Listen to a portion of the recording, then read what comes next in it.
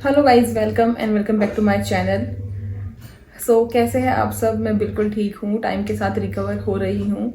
Time लगेगा, एकदम से काफ़ी सारे चेंजेस और काफ़ी अलग इन्वायरमेंट हो गया है आसपास का। और थकान, टायर्डनेस, नींद पूरी ना होना, बेबी को फीड काफ़ी टाइम, लंबे टाइम तक बैठ के फीड कराना, काफ़ी चीज़ें चेंज हो चुकी है अब लाइफ में, जो अच्छी भी है और कुछ एडजस्ट होने में टाइम भी लगेगा। ये बेसिकली वीडियो है, व्लॉग नहीं है, सिट एंड टॉक। Q&A हम करेंगे आराम से। फिलहाल सबसे बड़ा सबसे ज़्यादा जो क्वेश्चन रह गया था, आप लोग जो डेली पूछते हो, नॉर्मल डिलीवरी या सी सेक्शन सिजेरियन। ठीक है गाइस, तो देखो आप लोगों को सब पता है कि व्लॉग मैंने कहाँ से स्टार्ट किया था और क्या हुआ था। मैं रात को एडमिट हुई थी, स्टार्टिंग बताती हूँ सारी बातें। मैं रात को एडमिट हुई थी, रात को 12 बजे। जैसे कि मेरा टाइम पूरा हो चुका था, 9 मंथ कंप्लीट, और ऊपर से 2-3 दिन आप ऊपर लगा लो, ठीक है। जब मेरा अल्ट्रासाउंड हुआ ना 9 मंथ का हाफ में मेरा एक अल्ट्रासाउंड बोला गया था, तो उसमें बेबी का वाटर लेवल थोड़ा सा कम आया। तो उन्होंने कहा था कि नॉर्मल जब बेबी अपने फुल साइज में होता है तो थोड़ा सा वाटर लेवल कम हो जाता है। बट उन्होंने फिर बोला कि ना आप 3-4 दिन बाद दोबारा एक और अल्ट्रासाउंड कराना, हम वहाँ चेक करेंगे कि पानी कितना वाटर लेवल कम आया है। तो फिर मैंने बोला ओके। तो 15 नवंबर को करवाया था, फिर हमने कराया 19 नवंबर को कि चेक करने के लिए कितना आया। तो फिर उसमें आया 1.8, मतलब जहाँ 8.8 था वहाँ 7 आ गया था 4 दिन में ही, क्योंकि बेबी का साइज पूरा हो चुका था और टाइम भी पूरा हो चुका था मेरा। तो फिर डॉक्टर ने कहा कि पानी उन्होंने कहा अल्ट्रासाउंड वाले ने कि बहुत पानी 7 आ गया है, अब आप वेट मत करो, आप कल ही बेबी करा लो, क्योंकि अब उसके बाद वरना नॉर्मल में दिक्कत हो जाएगी। ठीक है, तो फिर लेकिन हम डॉक्टर पास गए तो उन्होंने हमें और 3-4 दिन आगे की डेट दी। तो हमने भी बोला कि आप कल ही कर लो, अगर 4 दिन में 1.8 कम हो गया है तो नेक्स्ट 4 दिन में और भी कम हो सकता है। तो बोले नहीं, हम इतना वेट कर सकते हैं। ठीक है भाई, हम तो वही करेंगे जो डॉक्टर बोलेगा। तो फिर हम गए, एडमिट हुई मैं रात को। तो मुझे तो था ही कि पेन इंड्यूस ही होंगे मुझे, क्योंकि टाइम पूरा निकल गया था। थोड़ा स्लो हो रहा, थोड़ा तेज कर लेना, मैं तेज नहीं बोल पा रही बिल्कुल भी, ठीक है। उसके बाद ना उन्होंने मुझे रात के 1 बजे एक टैबलेट मतलब दी। उसके बाद दी 6 बजे के आसपास, और मुझे पेन थे, मतलब है बहुत ज़्यादा। मेरी बैक ख़त्म हो चुकी थी, कमर में मुझे इतना पेन था, टच करते हुए दर्द हो रहा था। नीचे पेट के जो नीचे वाला हिस्सा आता है वहाँ नीचे बहुत पेन हो रहा था मुझे, क्योंकि इंजेक्शन तो अपना असर करेगा ही। उसके बाद मुझे दूसरा और बार बार चेक जो डॉक्टर करने आए थे, उससे बहुत पेनफुल होता है वो चीज़, है ना। फर्स्ट टाइम जो एक्सपीरियंस करता है उसके लिए हर चीज़ें नई भी होती है और बहुत पेनफुल भी होती है। तो काफ़ी चेक किया, तो उसके बाद ही बोला कि हम एक और इंजेक्शन देंगे। फिर एक और इंजेक्शन दिया, फिर मैं फिर और 6 घंटे टाइम साथ पेन बढ़ता रहा। बट वो उस लेवल का नहीं हुआ जिस लेवल का बेबी डिलीवरी करने के लिए मुझे चाहिए था। फिर मेरी डॉक्टर आई सुबह ही क्यों, आप भी लगा लो आफ्टरनून में 12 के आसपास। उस टाइम मैं 12 घंटे से ज़्यादा लेबर पेन में हो गई थी। तो उन्होंने बोला हम एक और आपको वो इंजेक्शन देंगे पेन इंड्यूस का, मतलब ज़्यादा होएगा। पहले छोटी डोज देते हैं, फिर डोज हाई करते ऐसे। तो मुझे तीसरी डोज उन्होंने फिर दी।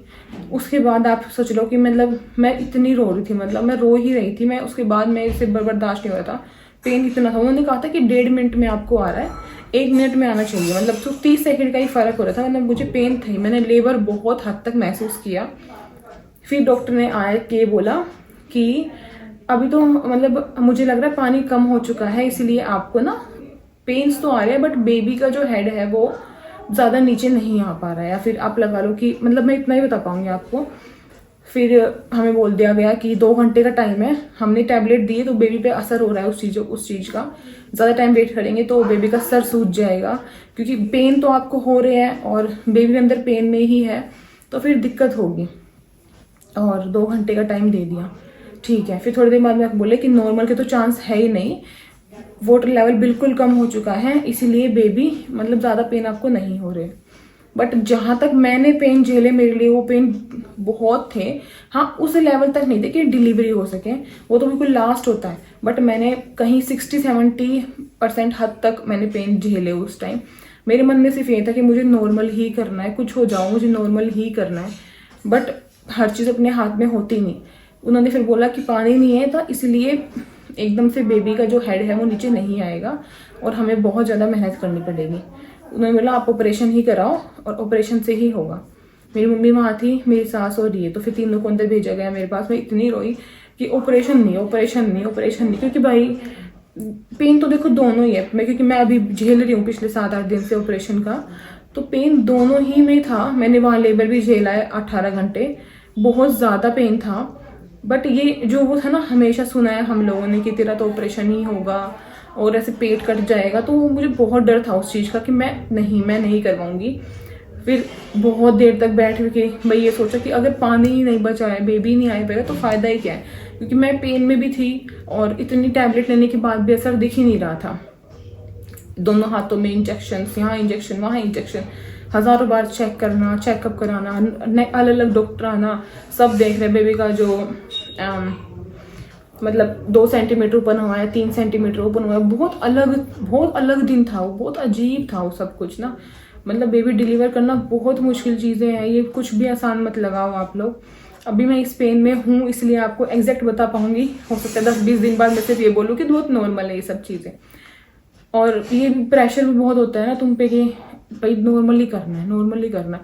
मैं क्यों चाहती हूँ मेरा ऑपरेशन हो। फिर काफ़ी डिस्कशन के बाद 1-1.5 घंटे मतलब को सारा रोने पीटने के बाद मम्मी ने बोला कि देखो अब ऑप्शन ही नहीं है, तो हम क्या ही कर सकते थे, तू क्या कर सकती है, तब से पेन में ही है। बट अगर हो ही वो वाली चीज़ वहाँ तक पहुँच ही नहीं पा रही है तो क्या करेंगे। फिर हमने बोला ओके ऑपरेशन करते हैं। उसके फिर 1-1.5 मतलब तभी ले गए मुझे, आधे घंटे में ही मुझे ले गए ऑपरेशन के लिए। आफ्टरनून में मेरी बेटी हुई और उसके बाद ऑपरेशन कितना पेनफुल होता है आपको पता है। मैं आपको बताती हूँ, फाइनली मेरा ऑपरेशन हुआ, सो मेरी नॉर्मल डिलीवरी नहीं हुई। मुझे कहीं ना कहीं लगता है कि सब कुछ डॉक्टर की ही वजह से है। ये चीज़ें होती है, तुम कितने बड़े हॉस्पिटल में जाओ वो चीज़ें मायने नहीं रखती, छोटे में जाओ मायने नहीं रखती।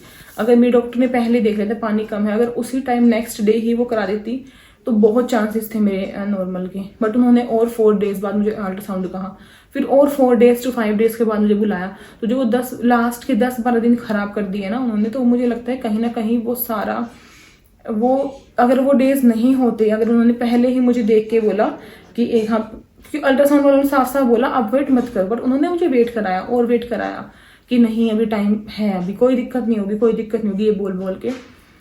सो मुझे लगता है सब कुछ डॉक्टर्स के ही हाथ में होता है। अगर वो मुझे पहले दिन ही बुला के इंड्यूस करती पेन तो अच्छा हो जाता, और उस टाइम वाटर लेवल भी सही था, अच्छा खासा बचा हुआ था, बट टाइम के साथ कम हुआ। और तब मैं ऑपरेशन थिएटर में गई, वो भी बहुत पेन, जो बैक का इंजेक्शन बोलते हैं वो भी बहुत पेनफुल होता है। तुम्हारे साथ ऐसा नहीं होता कि तुम्हारे प्यार से बात करता है कोई भी, नहीं, नीचे झुको ऐसे कमर को बेंड करो, फटाफट इंजेक्शन। मैं उसके लिए मेंटली प्रिपेयर थी इंजेक्शन के लिए, तो इसलिए मैंने वहाँ बिल्कुल भी चीखा चिल्लाना स्टार्ट नहीं किया मैं बिल्कुल। लेकिन ना तब तुम्हारी पेट की लेयर कटते तो तुम्हें सब कुछ महसूस होता है।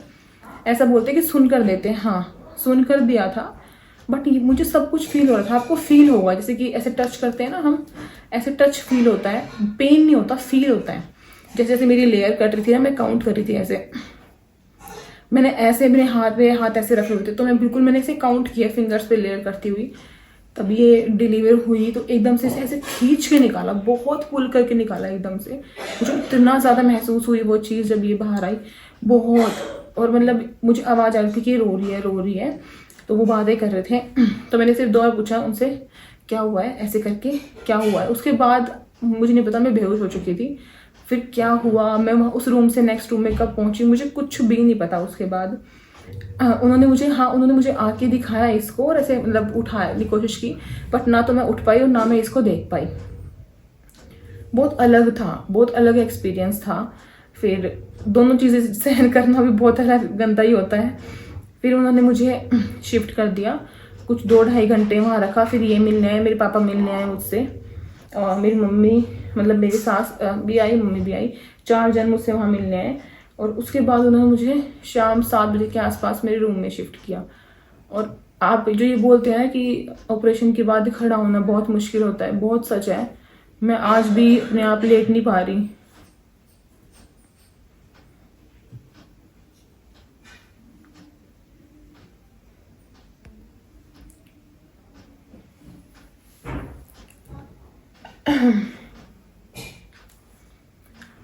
मेंटली प्रिपेयर होना बहुत मुश्किल है अभी। और जैसे कि सॉरी,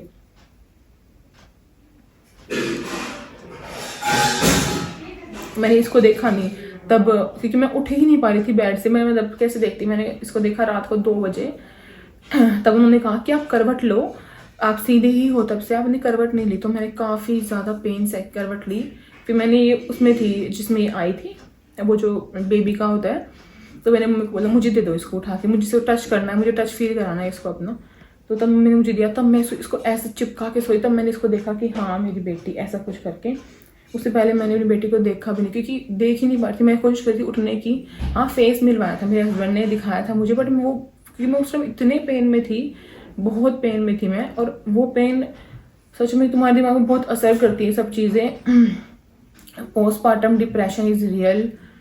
पिछले 7-8 दिन से जो मैंने अपने चेंजेस देखे हैं, जो मतलब झेलना गलत वर्ड जाएगा, जो चेंजेस आ रहे हैं।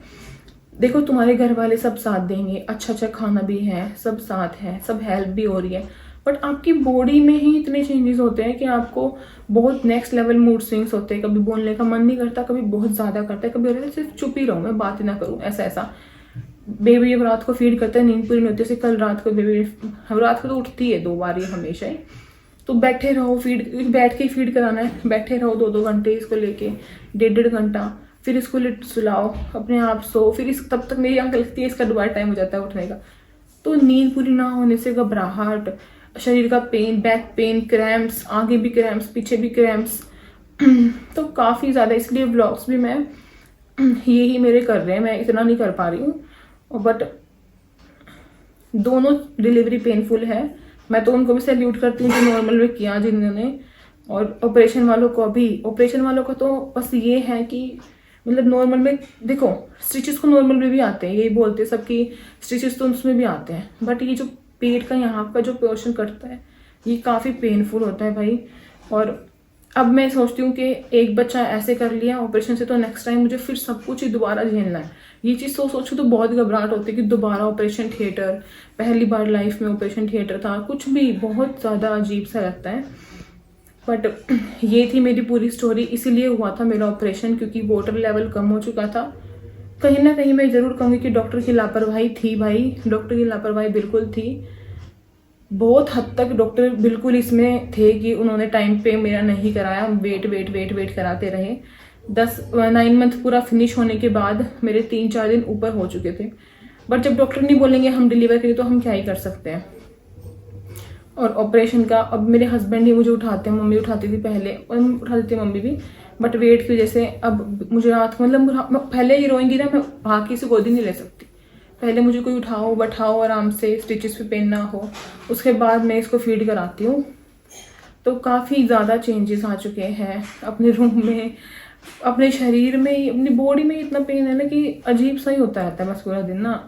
और एक पूरा रूम में, एक दिन रूम में रहो पूरा दिन, तुम बेड पे लेटे रहो या बैठे रहो, और रूम में बैठे रहो। आदत नहीं है ना मुझे इतने लंबे टाइम तक कुछ काम ना करो, खाने का तो मन ही नहीं होता।